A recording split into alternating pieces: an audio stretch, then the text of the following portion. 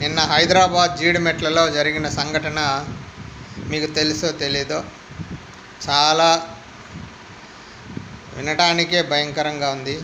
ఒక 10వ తరగతి చదువుకునే అమ్మాయి, ఆ అమ్మాయి ప్రేమించినటువంటి ప్రియుడు, ఆ ప్రియుడు యొక్క తమ్ముడు, ముగ్గురు కలిసి వాళ్ళ అమ్మని అతి దారుణంగా కొట్టి చంపేశారు.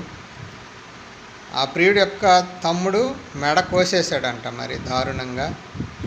అంత చిన్న వయసులో ప్రేమించుకున్నారు, ఓకే, వాళ్ళ ఇంట్లో చెప్పేసి ఏమైనా అరేంజ్ మ్యారేజ్ చేసుకోవచ్చు కదండి.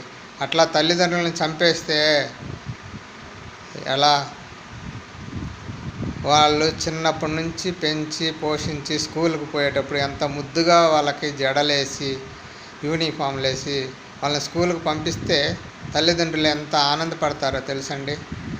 మీ ఆనందం చూడటానికే కదా తల్లిదండ్రులు అంతా కష్టపడి వాళ్ళని మంచి మంచి స్కూల్లో చేర్చి చదివించేది. ఎవరూ ఇలాంటి దారుణానికి పాల్పడొద్దండి.